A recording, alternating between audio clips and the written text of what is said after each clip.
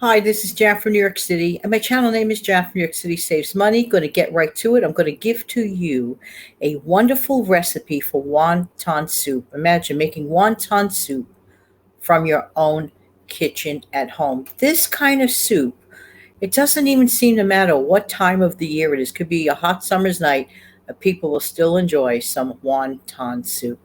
Therefore, I thought I'd put this one out. No, this is not my recipe, and I'll give all the credits in the description box below. Okay, easy wonton soup. This serves 4 people, and the total time is 30 minutes. That sounds pretty fast. I don't know if that means for the prep time. Well, we'll find out. For the wontons, you're going to need 2/3 of a pound of ground pork,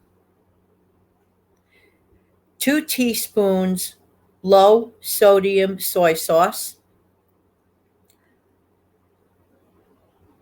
2 teaspoons of finely chopped chives, 1 teaspoon of rice wine vinegar, 1 teaspoon of cornstarch, 1 teaspoon of grated ginger, 1 garlic clove, a half a teaspoon of crushed red pepper flakes, a half a teaspoon of sesame oil, a package of square wonton wrappers, and a 1/4 cup of water. For the soup, going to need 4 cups of low sodium chicken broth, 2-inch piece of peeled ginger, 2 teaspoons of low sodium soy sauce, 2 garlic cloves smashed,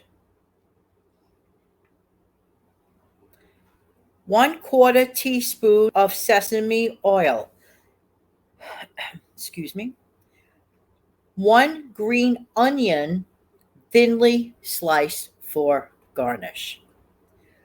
1. In a large bowl, mix the pork, soy sauce, chives, vinegar, cornstarch, ginger, garlic, red pepper flakes, and the sesame oil until fully combined. Second, using your finger, wet the edges of the wonton wrapper with the water. Place half a tablespoon of pork filling in the center of the wonton wrapper. Fold wonton into half diagonally to create a triangle and seal the edges. Fold the 2 identical corners in on each other and press again to seal. Repeat until all wonton wrappers are filled. That sounds good in and of itself, just like that, right? Doesn't it? Next, in a large pot over medium-high heat, bring all soup ingredients to a boil. Reduce heat to low, and simmer for 10 minutes. Remove the ginger and the garlic cloves and bring the soup back to a gentle boil. Lower in wontons and cook for 10 minutes more. Garnish with green onion before serving. Despite the fact that this seems to have like a lot of ingredients, the method of this sounds absolutely pretty simplistic. So, if you just happen to have these other ingredients on hand, it doesn't hurt to try. I feel this way about it. I saw another recipe. I think I'm going to mention it as a bonus recipe. This is a wonderful. I don't know if it's a book or a magazine. It's from Delish, Delish, and I'll give the information in the comment section, not comment, in the description later. So I'm like tossed up between a few soups here to give. There was one. There was one here. Oh, this seems very affordable. And of course, as you know, affordable is where it's at, right? That's what we want. So this is called the bonus recipe, if you're still here. It's called Best Ever Gazpacho. And this one serves three, and the total time is 25 minutes. So here's what you're going to need: 2 pounds of Roma tomatoes quartered, 2 Persian cucumbers peeled and chopped, 1/2 of red bell pepper chopped, 1 clove of garlic roughly chopped, 2 tablespoons of red wine or sherry vinegar, 1/3 of a cup of extra virgin olive oil, plus more for skillet,